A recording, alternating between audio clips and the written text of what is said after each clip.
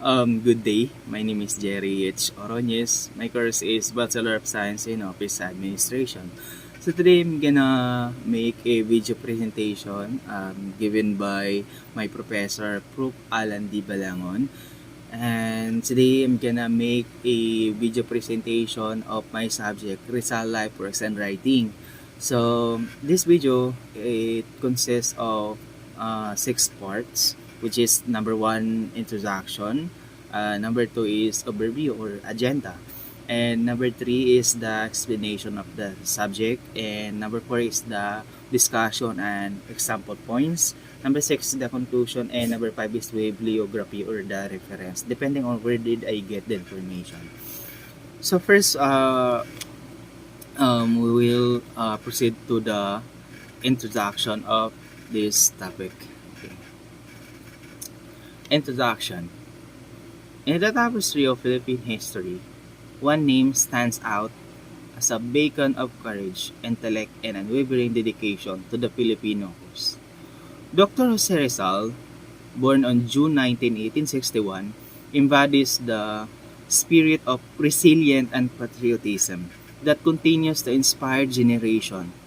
Join me on a journey through the life, works, and writing of this visionary thinker as we delve into the profound impact of Dr. Jose Rizal on Philippine culture, nationalism, and implementation of the Rizal Law.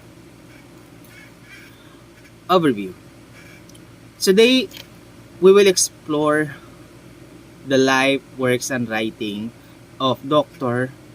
Jose Protasio Rizal Mercado y Alonso Realonda, a pivotal figure of the Philippine history from his early years in Calamba to his literary masterpieces and advocacy for social reform. Rizal's legacy continues to shape the narrative of Filipino identity and heritage. We also examine the significance of the Rizal Law, RA No. 1425, in promoting the teaching of Rizal's and works in Philippine education. Okay. Let's proceed to the explanation of the subject. Okay. Rizal works. Okay. Rizal's novels No Limitangere and El Filibusterismo serve as powerful indictment of Spanish colonial rule and societal injustices. Through his literary masterpieces, Rizal exposed the harsh realities faced by the Filipino people and called a revolution of hearts of minds. So, okay. So, with nang dahil sa work o sa trabaho sa novels, sa 2 novels na to, so mga panahon kasi noong 19th century, alam naman natin na we are the colonial of the Spanish Empire. So pag sinabing colonial, nasakop tayo ng Spanish Empire ng mga panahon na yon. And isa sa mga nangyari sa mga panahon na yun, noong 19th century, since nasakop nga na tayo ng Spanish o yung mga Spaniards, isa sa mga nangyari doon is yung pang-aabuso nila sa mga Pilipino dito sa Pilipinas, particularly sa Pilipinas nga. Since walang presidente nga doon, nung mga panahon walang presidente, ang namumuno lang sa atin nung una, nung mga panahon na yun is yung Viceroy na tinatawag, Viceroy of Mexico, nung hindi pa nakalaya yung Mexico sa Spanish Empire. Since nung dumating na yung 1800s, nagsimula na humiwalay yung Mexico. So, nangyari, since nag-independence, nakakamit na nga ng kalayaan yung Mexico mula sa pananakop ng Spanish Empire, ngayon wala na yung Viceroy, di ba? Yun yung parang naging mediator ng king dito sa Pilipinas. Since wala na sila, so ngayon pinamumunuan ngayon ang Pilipinas ng tawag dito, yung Gobernador General. So, since pinamunuan tayo ng Gobernador General, sila na yung namumuno dito sa Pilipinas. Talagang yung mga klaseng pang-aabuso kasi nila is yung una, yung polo e serbisyo, 'di ba? So, alam naman natin yung polo e serbisyo na yun is required kang kapag ikaw ay nag-edad ng 16 to 40 years old, kailangan mo mag-render ng services sa government or sa mga Spanish friar, 'di ba? So yung pag-render ng ano mo nun, ng services ng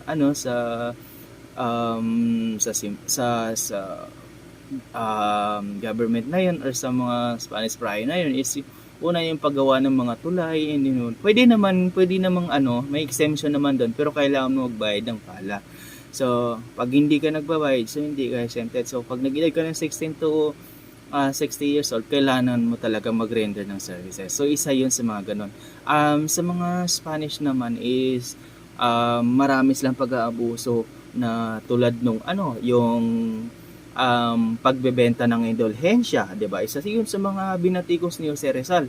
Kaya yung dalawang novels na to, yung No Limitangere and El Filibusterismo, isa to sa mga nambabatikos sa ginagawa ng Spanish government and then Spanish friar sa mga Pilipino.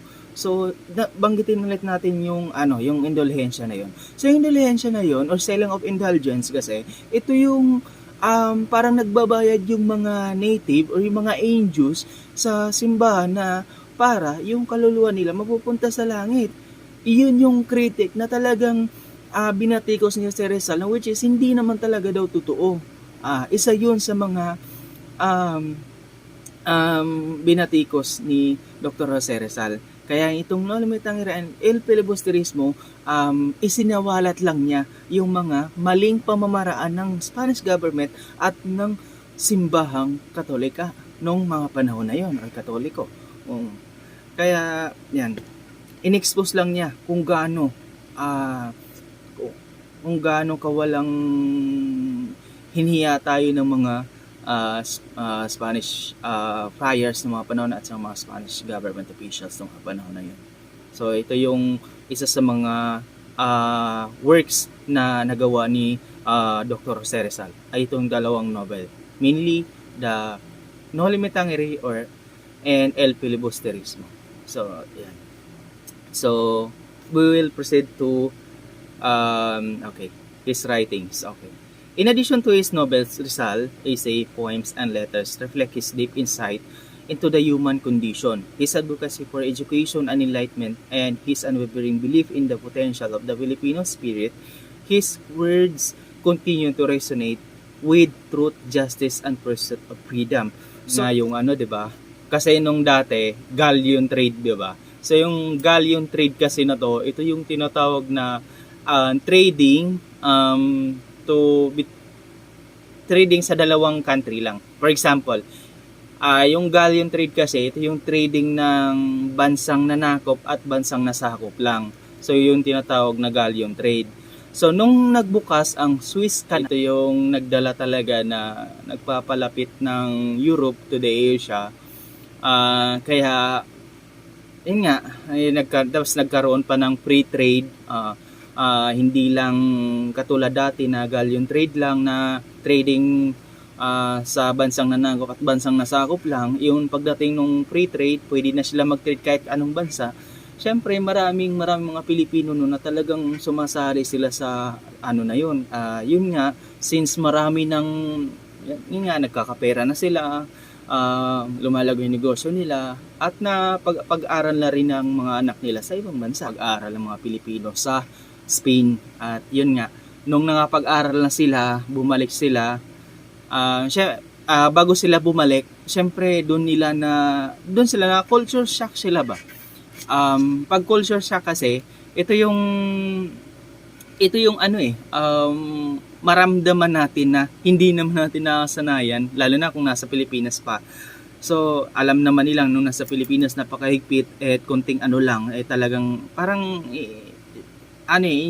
yung trato nila talagang hindi makatao ba. Kaya nung pagdating nila sa Spain, malayo kasi doon liberalism sila ay demokrasya sila may karapatan yung tao, may karapatan sila na gawin ito. So, malayong malayo sa dito sa Pilipinas. So, nung bumalik sila dito na sila talagang talagang question na nila yung pamamalakad ng Spanish government dito sa Pilipinas. To the discussion and example points. Okay. Number 1 is Rizal influence on Philippine nationalism. Is maraming nagtatanong, ano nga bang pinagkaiba ng patriotism doon sa nationalism? Okay, yung patriotism kasi, parehong, although pareho silang same, different word but same meaning, pero meron pa rin talaga silang pinagkaiba. So, yung patriotism kasi, you love your country kasi alam mo na mababait yung tao na nandun, maganda yung bansa mo. You love your country because your country is good and the people of your country is very hospitable. And on the other side, nationalism is you love your country because naniniwala ka na your country is na yung country mo is better than the other country in the world. So, yun yung pinagkaiba nila. So, minsan, pag sinabi mong nationalista yan, parang nakakaasar siya. Parang asar na rin kasi ang ano nila. Pero yun ang dalawang meaning na yan. Okay. So, Dr. Jose Rizal writings and action played a pivotal role in ignite the flames of nationalism among Filipinos during the Spanish colonial era. Okay. So, yun nga, yung writings and action, ito yung talagang dahilan upang uminit yung mga lumakas pa yung apoy para makamit natin yung independence. Ang propaganda movement is to seek reform sa Spanish government, 'di ba? Isa sa mga reforma na hinihinila nun is magkaroon man lang tayo ng representante sa korte ng Espanya para mapasa naman natin yung mga hinaing natin. Pero isa 'yon sa mga ang kay Andres Bonifacio kasi yung katipunan is complete independence against the Spanish government. So isa 'yon dalawang pero magkaiba yung nila, vision nila, or isa yung mga gusto nilang mangyari. Okay. So, isa yun sa mga example din, di ba? Nabanggit ko rin kanina yung No Limit Tangere, di ba? And El Filibusterismo. So, yung yung No Limit Tangere kasi, or Touch Me Not, kasi, yun kasi yung, yung No Limit Tangere, yung ibig sabihin dun sa, sa English niya. Kasi Latin word kasi ito eh. So yung meaning na touch me not, so galing din sa Biblia to. Parang based pa lang sa title, parang it serve a warning na eh. Warning na siya sa mga Spanish government officials and Spanish friars na touch me not, or wag mo kaming hawakan, wag mo kami, or else, 'di ba? Parang lalaban kami. Parang ganun yung nagiging niya, meaning. And yung naman, isa doon sa mga characters doon sa No Limit Tangere, si Maria Clara, si Ibarra, isa 'yon sa mga lovers dun sa No Limit Tangere. Sa No Limit Tangere kasi medyo sweet pa siya. And then meron din namang pero kaso yun nga, nakulong si Crisostomo Ibarra. And kaya nga pagdating dun sa sa El Filibusterismo, yung kaibigan ni Crisostomo Ibarra na si Simon, yun yung talagang completely independence. Gusto niya talaga ng kalayaan. So yun yung parang medyo, kung titingnan natin, medyo talagang madugo yung El Filibusterismo kung titingnan mo, based pa lang sa mga niya. Kasi halos lahat ng mga nandun, kahit nga nun si Basilio, kung makikita natin dun sa karakter na No Limit Tangere, Isa lang siyang batang sa Kristan. Pero pagdating niya dun sa sa tawag dito sa El Filibusterismo, isa na siyang revolusyonaryo, 'di ba? Lapit pa siyang kalihim ni Simon, 'di ba? So, isa 'yon sa mga talagang nahanga ko doon. Okay. Okay, number 2. Rizal's advocacy for education and enlightenment. Okay. Rizal believed in the transformative power of education and enlightenment in uplifting the Filipino and fostering a sense of national identity. Okay, let's proceed to number 3. The Rizal Law, RA or 1425 and its impact on the education. Okay. So, Rizal Law or Republic Act No. 1425, commonly known as Rizal Law, authored by the Senador Claro M. Recto, signed by the law of President Ramon Magsaysay on June 12, 1956. So, ano nga ba meron sa law na to? Okay, it gave rise the implementation of the Rizal subject as the requirement to all courses in tertiary education. Meaning to say, lahat ng course sa college kailangan may Rizal subject. It is mandated by the law, public or private is mandated to have this subject in all courses. So, mapa-private man yan, mapa-public man yan, kailangan merong Rizal subject. Ang tanong, gagraduate ba ako kung hindi ko ito take? The answer is no. Kasi nasa batas siya, it is mandated and it is kailangan talaga siyang i-take or else hindi ka gagraduate. Okay, Rizal Bill was the most controversial bill in the Philippines. Okay. Bakit siya na-consider as most controversial bill in the Philippines? So, dito na papasok syempre, tulad nga sinabi ko kanina, ang Catholic Church. Okay. Indirectly na-involved ang Catholic Church sa pagpasa ng Rizal Law. So, indirectly na-involved sila, hindi naman indirectly, okay. So, yung point ng Catholic Church kasi dito, ang sabi nila, it might destroy their dogmas or yung prinsipyo or yung paniniwala nila. Kasi, alam naman natin, di ba, tulad ng sinabi ko kanina, yung filibusterismo and yung no limit tangere is talagang binatikos talaga niya. Binatikos niya yung maling pamamalakad ng Spanish government at yung mga pang-aabuso or yung injustices ng mga Spanish friars ng mga panahon na yun. So, yun nga, hindi madali ang pagpasa ng law na to, pero eventually, naging law na rin naman na siya. Pag sinabing sinong national hero, sasabihin natin, Dr. Jose Rizal. But alam naman natin na walang batas na nagsasabi na si Dr. Jose Rizal ang national hero. Sapagkat marami po ang qualified na maging national hero. Even though kahit hindi pa siya yung sinasabi ng batas na siya yung national hero, isa pa rin siya sa mga symbol of courage, katapangan, and resilience, yung pagiging matatag natin, 'di ba? Imagine ilang daang taon tayo sinakop ng ilang daan taon tayo inalipin ng mga Espanyol, 'di ba? Isa siya sa mga talagang matatag kahit na na-exile siya sa dapitan, kahit tinapon siya sa dapitan dahil doon sa inakasahan siya. Akusahan siya, tinapon sa dapitan. Wala, ginawa pa rin talaga niya.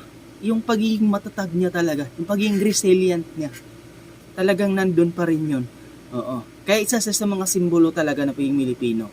Isa lang yun sa mga Pilipino. Kahit ngayon, makikita mo ngayon na kahit ano pa yung sako na kalaban natin ngayon, hindi yung kahit meron nga recently yung pananakop ng Chinese ngayon, di ba? Sa West Philippine Sea. It's cool pananakop kasi nga they are entering with our exclusive economic zone. So isa yun sa mga consider pa rin natin kasi nga China is not considered to what we are claiming or it is part of our exclusive economic zone actually, but they are not, hindi nila kinonsider yun. Isa yan sa mga ganun. Pero naging matatag pa rin tayo.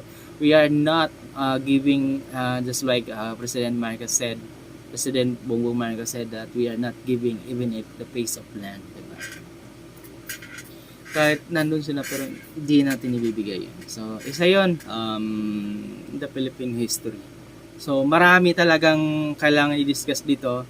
But, yun nga, time is, hindi na, pero gusto ko pa talagang itatopic kasi, itatopic ko pa yung, yung family niya, yung early childhood niya, kung sino yung, unang naging guro niya. Unang naging guro niya is yung kanyang ina. Marunong na siya magbasa, magbasa nung maging 5 taon siya.